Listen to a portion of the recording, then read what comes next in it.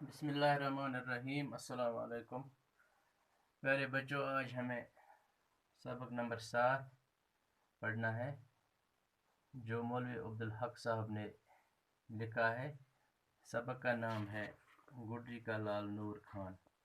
تو پہلے ہم مولوی عبدالحق صاحب کے بارے میں، اس کی حالت زندگی اور ادبی کارنامے پر تھوڑی اس کی جانکاری حاصل کریں گے۔ آپ پیج نمبر 72 نکالو اور وہاں پر دیکھو آپ۔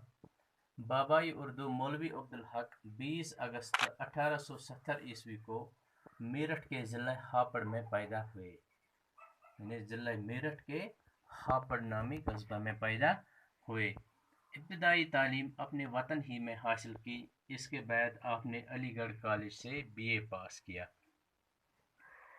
طالب علمی کے زمانے میں، یعنی علم حاصل کرنے کے ہی زمانے میں آپ کو اچھا ماحول ملا۔ آپ کو سر سید حالی محسن الملک جیسے عالموں کی صحبت سے فیضیاب ہونے کا موقع ملا۔ BA کرنے کے بعد آپ کو مختلف عہدوں پر فائز ہونے کا موقع ملا، جن میں مدرس یعنی استاد، انسپکٹر مدارس یعنی سربراہ تعلیمی اداروں کا انسپکٹر، سیکرٹری انجمن ترقی اردو، صدر اور پروفیسر شعبہ اردو عثمانیہ یونیورسٹی، مدیر سہمائی ادبی رسالہ جس کا نام تھا اردو سہمائی، یعنی 3 مہینوں کے بعد نکلنے والا رسالہ جس کا نام اردو تھا، اس کا مدیر اعلیٰ رہا۔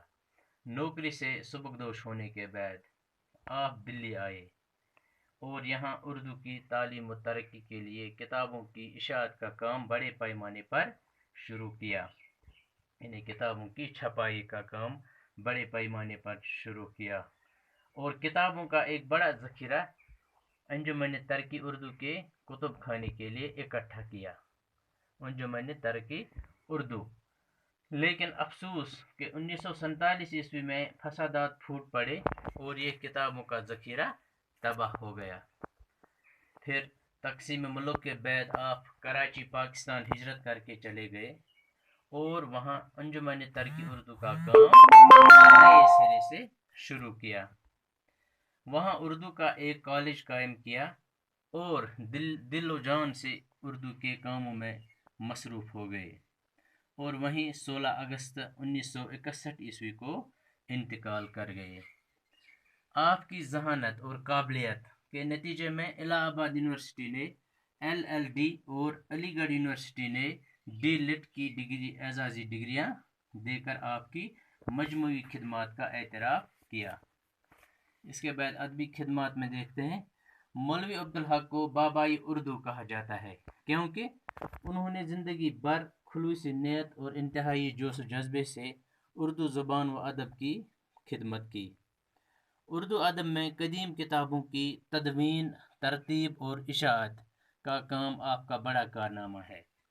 اس کے علاوہ آپ کی تصنیفات اردو و ادب کا بیش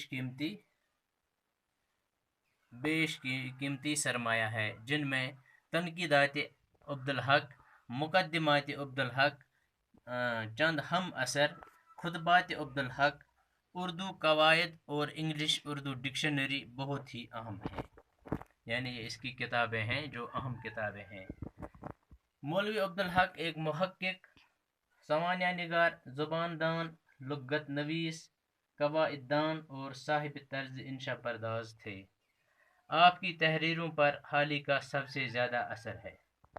آپ کا اسلوب سادہ، رواں اور سلیس ہے۔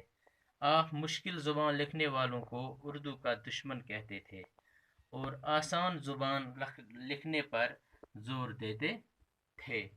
یہ تھا اس کی حالات زندگی اور ادبی خدمات۔ باقی انشاءاللہ کل باقی وسلم۔